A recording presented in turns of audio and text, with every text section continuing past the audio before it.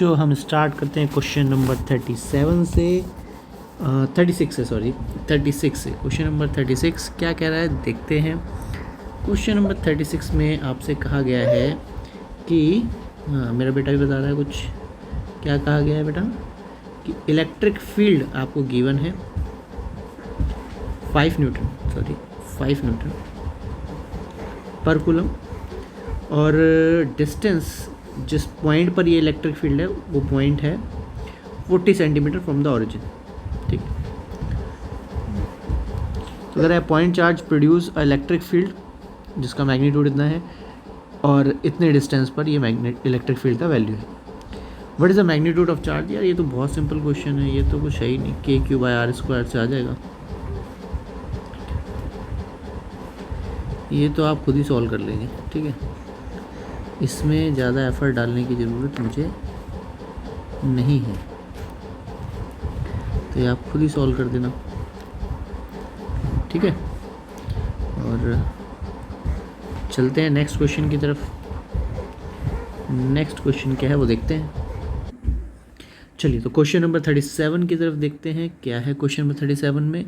Question number 37 में कह रहा है कि एक वाटर पार्टिकल है जिसका मास आपको गिवन है 10 मिलीग्राम, ओके, और चार्ज आपको गिवन है 1.5 इंटू 10⁻⁻6 कूलम, और what is the magnitude of electric field in the room. ठीक है, वो सस्पेंडेड है, मतलब कि कह रहा है कि वाटर पार्टिकल है वो ऐसे हवा में टंगा हुआ है। ठीक है, ऐसा पॉसिबल जब हो सकता है जबकि इसके ऊपर जो चार्ज है पॉजिटिव चार्ज, उसके चलते इलेक्ट्रिक फोर्स ऊपर की तरफ लगे और वेट फोर्स नीचे की तरफ लगे। And what is the direction? तो डेफिनेटली इलेक्ट्रिक फोर्स की अपवर्ड डायरेक्शन होनी चाहिए।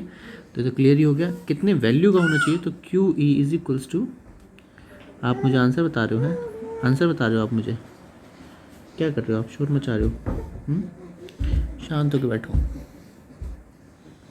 तो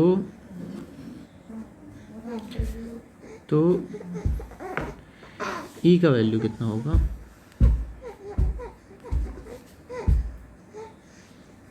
मिलीग्राम। मिली के लिए आप क्या यूज़ करेंगे भाई? मिलीग्राम है तो आप उसका कन्वर्जन भी तो करेंगे ना।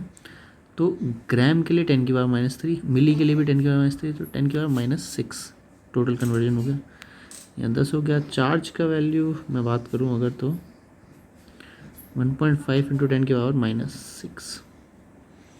ठीक है, ये चार्ज का वैल्यू हो गया, और आपका आंसर इसको कैलकुलेट करने पर आ जाएगा 6.6 इंटू 10⁻3। तो चलिए क्वेश्चन नंबर 38 की तरफ चलते हैं। क्वेश्चन नंबर 38 क्या है?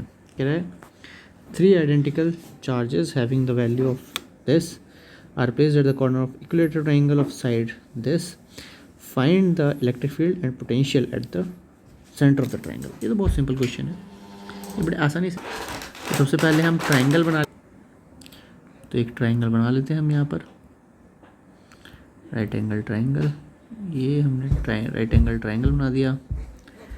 अब हम इसके अंदर चार्जेस को प्लेस करते हैं।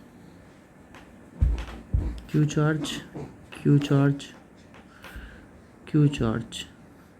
ठीक है, क्योंकि तीनों चार्जेस का वैल्यू सेम है, और साइड को A ऐड कर लेते हैं। Q का वैल्यू हमें डिफाइन है, Q का वैल्यू है 10⁻⁻8 कूलम, और A का वैल्यू हमें डिफाइन है 20 सेंटीमीटर। तो ये बड़े आसानी से आप सॉल्व कर सकते हैं। आपको सेंटर पर अगर इलेक्ट्रिक फील्ड फाइंड आउट करनी है तो आप ये सोचिए कि जितना ये इधर से इसको अपोज करेगा, यहाँ पे अगर मान लीजिए मैं टेस्ट चार्ज रख दूँ सेंटर पे, तो इधर इस डायरेक्शन में इलेक्ट्रिक फील्ड बनेगी इस वाले चार्ज के चलते, इस वाले चार्ज के चलते इस डायरेक्शन में इलेक्ट्रिक फील्ड बनेगी, और इस वाले चार्ज के चलते इस डायरेक्शन में इलेक्ट्रिक फील्ड बनेगी। और क्योंकि ये तीनों ही चार्ज आइडेंटिकल हैं और डिस्टेंस भी यहाँ से आइडेंटिकल है, तीनों का डिस्टेंस आइडेंटिकल है, तो मैं ये कह सकता हूँ कि इसके ऊपर लगने वाला नेट इलेक्ट्रिक फोर्स 0 हो जाएगा, है ना, क्योंकि तीनों ही E के बीच में कितना एंगल है 120। तो ये भी E, ये भी E, ये भी E, तो नेट कितना हो गया 0 सिमेट्रिकली, है ना। तो ये तो 0 हो गया। पोटेंशियल पर 0 नहीं होगा। पोटेंशियल कितना होगा 3 टाइम्स ऑफ कोई भी एक साइड का, KQ/R, ये R जो डिस्टेंस है। तो ये R कितना है तो वो निकाल सकते हैं हम, देखो अगर ये 60 डिग्री है तो 30 डिग्री होगा, और ये इसका मिड पॉइंट है तो ये a/2 हो गया, ये डिस्टेंस है ना। अगर ये मेरे को पता है, देखिए ये ट्रायंगल में बना देता हूँ यहाँ पे एक, अगर ये 30 डिग्री है, ये r है, ये a/2 है, तो मैं यहाँ से ये कह सकता हूँ ना कि r का cos 30 बराबर है a/2 के, है ना। यहाँ से अगर मैं ट्रिग्नोमेट्री का इस्तेमाल करूँ तो r कितना हो जाएगा, r हो जाएगा a/cos 30 √3/2, तो a/√3, इसका वैल्यू हो जाएगा 3kq बाय a/√3, मतलब √3 और मल्टीप्लाई कर दीजिए। तो इसको अगर मैं फर्दर सॉल्व करूँगा कि v कितना आ रहा है, तो 1.71 इंटू 3 इंटू 9 इंटू 10 की पावर 9 इंटू में charge, and that charge is equals to 10 की पावर -8 एंड डिवाइडेड बाय क्या रह गया था हमारा ए का वैल्यू था हमारा 20 सेंटीमीटर, 20 इंटू 10 की पावर -2। तो यहाँ से मैं पोटेंशियल को कैलकुलेट बड़े आसानी से कर सकता हूँ। क्लियर। तो आप जब इसका पोटेंशियल कैलकुलेट करेंगे तो ये अराउंड आ जाएगा आपका 2.3 इंटू 10 की पावर 3 वोल्ट के करीब। आई होप आपको जो है ये बड़े आसानी से समझ में आ गया होगा कि क्या क्वेश्चन था। बहुत सिंपल सा क्वेश्चन था ये, कि इलेक्ट्रिक फील्ड और पोटेंशियल दोनों ही फाइंड आउट करने थे eight the centre of the triangle, जो कि हमने फाइंड आउट कर लिया। अब हम चलते हैं अपने नेक्स्ट क्वेश्चन की तरफ, दैट इज़ क्वेश्चन नंबर 39। तो क्वेश्चन नंबर 39 में क्या पूछ रहा है वो उसकी बात करते हैं, देखते हैं क्या पूछ रहा है। तो क्वेश्चन नंबर 39 के अंदर कह रहा है कि positive charge Q is distributed over the ring of radius capital R। इसका डेरिवेशन आप लोगों को मैंने पहले भी करवाया हुआ है, तो हम उसके रिज़ल्ट को डायरेक्टली यूज़ करेंगे। ठीक है, उससे पहले हम यहाँ पे एक रिंग बना रहे हैं, और फिर उसके बाद इसके एक्सिस से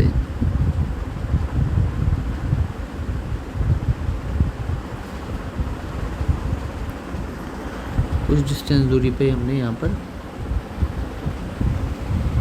पॉइंट मार्क कर दिया, दैट इज़ एक्स डिस्टेंस दूरी पे P पॉइंट है, और इसका रेडियस जो है रिंग का वो हमने कैपिटल R मार्क कर दिया। तो यहाँ पर बनने वाली इलेक्ट्रिक फील्ड का मैग्नीट्यूड होगा KQ(x) upon R² plus x² और 3/2। ये रिज़ल्ट हमने ऑलरेडी ऑब्टेन किया हुआ है, तो हम उसी रिज़ल्ट का इस्तेमाल करेंगे। अब फोर्स कितना लगेगा, तो यहाँ पर जो चार्ज है वो Q है, दैट इज़ -Q, तो ये अट्रैक्टिव फोर्स लगेगा डेफिनेटली। ठीक है, इस डायरेक्शन में, और मास इसका m है। तो फोर्स अगर मैं निकालना चाहूँ तो वो हो जाएगा KQ upon R² plus x² की पावर 3/2 और ये x। और तो यहाँ तक तो हो गया फर्स्ट पार्ट का आंसर। सेकेंड पार्ट का आंसर जो वो कह रहा है कि find the time period of the oscillation of the if it release from there. तो यहाँ से छोड़ेंगे तो जाहिर सी बात है ये ऐसे जाएगा इस तरफ, मीन पोजीशन की तरफ, फिर ये अपने इनर्शिया के चलते इधर जाएगा और फिर वापस लौटेगा, force of attraction electrostatic force के चलते। तो इस तरीके से ये टू एंड फ्रो मोशन करेगा। तो मैंने आपको तरीका बताया, सिंपल तरीका मैंने आपको बताया था कि इसको क्या करेंगे, SHM इक्वेशन से कंपेयर कर लेंगे और वहाँ से हम इसका ओमेगा निकाल लेंगे। और डिस्प्लेसमेंट x बहुत छोटी है, तो आप डायरेक्टली कह सकते हो कि भाई KQ(x) अपॉन में R³ के प्रोपोर्शनल हो जाएगा। x से x कैंसिल आउट हो जाएगा, जो बचेगा that is omega is equals to under root of k which is 1/4 pi epsilon nought two Q into Q upon R³, और यहाँ से m डिवाइड में भेज देंगे। तो ये जो है आपका टोटल वैल्यू बनेगा। और उसके बाद टाइम पीरियड निकालना है, तो टाइम पीरियड में 2 पाई आता है, तो 2 पाई को अगर मैं रूट के अंदर भेज दूँ तो हो जाएगा 4 पाई स्क्वायर, है ना, 4 पाई स्क्वायर, और नीचे जो है that is 4 pi epsilon nought into MR³ divide by Q divide by Q। तो ये बन जाएगा overall 16 pi cube epsilon nought M R Q Q Q 1 by this is the time period. तो I hope ये question आपको बड़े आसानी से समझ में आया होगा, बड़ा इजी क्वेश्चन था। अब हम चलते हैं क्वेश्चन नंबर 40 की तरफ अपने, ठीक है। तो अब हम बात करते हैं क्वेश्चन नंबर 14 के अंदर डायग्राम की। तो सबसे पहले हम एक डायग्राम बनाएंगे यहाँ पे, वही एल लेंथ है और इसको कन्वर्ट किया गया है एक सेमी सर्कल में, है ना। तो सेमी सर्कल बना देता हूँ, मैं खुद से बना देता हूँ। सेमी सर्कुलर आर्क में कन्वर्ट कर लिया गया है।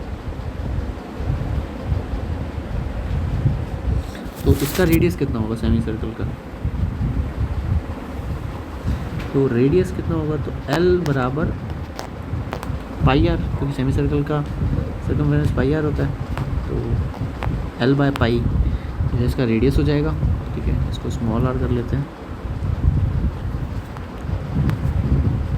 तो ये इसका रेडियस आ गया। इसके ऊपर पॉजिटिव चार्ज का डिस्ट्रीब्यूशन कर देते हैं, जो Q वैल्यू है, जो कि हमें बोला था कि पॉजिटिव चार्ज रॉड पर है Q वैल्यू का। इसी को बैंड करके, इसको बैंड किया और बैंड करके इस तरीके से। तो यहाँ तक तो ठीक है। अब इलेक्ट्रिक फील्ड निकालते हैं। तो इलेक्ट्रिक फील्ड निकालने के लिए क्या करना पड़ेगा, दूसरा पेन ले लेता हूँ एक। मुझे यहाँ एलिमेंट सेलेक्ट करना पड़ेगा, एक छोटा सा DL लेंथ का एलिमेंट। DL लेंथ कितनी होगी, आर डी थीटा।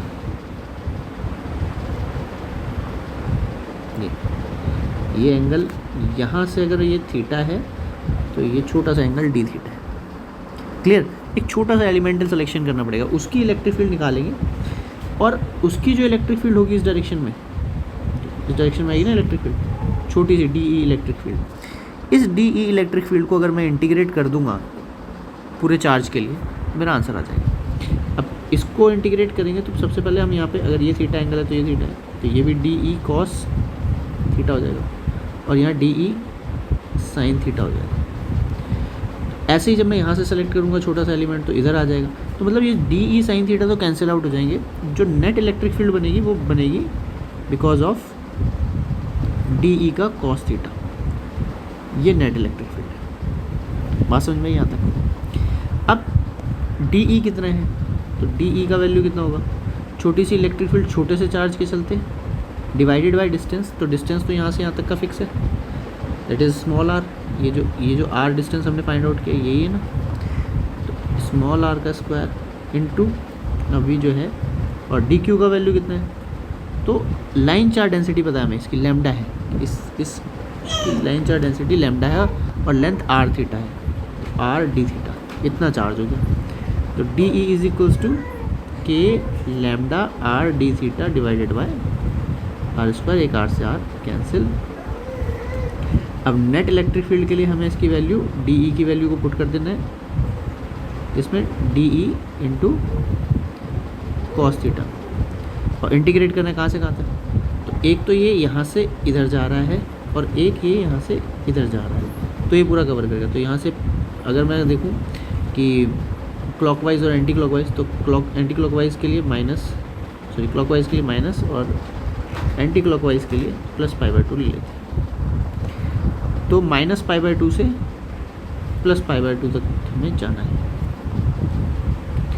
तो इंटीग्रेशन करते हैं इसका, ये lambda into divide by R into cos theta का इंटीग्रेशन क्या होगा, साइन थीटा है ना। कॉस थीटा का इंटीग्रेशन साइन थीटा होगा।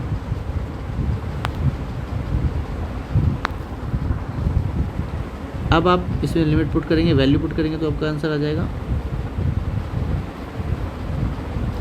2 साइन 91 होता है, और साइन माइनस और माइनस प्लस हो जाएगा, फिर से साइन 91 होता है, तो 2 आ जाएगा। ये यहाँ पे आर एक 2 से 2 कैंसिल, अगर लैम्डा अपॉन में 2 पाई एप्सिलॉन नॉट आर। अब प्रॉब्लम ये है कि ये चार्ज जो है हमें गिवन था, लैम्डा के टर्म में नहीं था, तो हम इसको चार्ज में कन्वर्ट कर लेंगे। तो कितना होगा ये, चार्ज इनटू में लेंथ, ठीक है। तो चार्ज पर unit length, sorry charge into कितनी, चार्ज पर unit length 2 pi epsilon naught. R का वैल्यू कितना होगा, तो आर का वैल्यू हमने ऊपर निकाला था अभी यहाँ पर L बाय पाई, तो जगह L बाय पाई, तो पाई से pi cancel and your answer will be, तो ये आपका नेट आंसर आ जाएगा इलेक्ट्रिक फील्ड का। क्लियर। तो आई होप आपको ये वीडियो जो है पसंद आया हो, और अगर आपको पसंद आया तो अपने दोस्तों के साथ ज़रूर शेयर करिए, और ज़्यादा से ज़्यादा जो है कमेंट करिए, लाइक करें, सब्सक्राइब नहीं किया है तो सब्सक्राइब भी करें। ठीक है, मिलते हैं आपसे नेक्स्ट वीडियो में, क्वेश्चन नंबर 41 से स्टार्ट करेंगे। तब तक के लिए बाय बाय।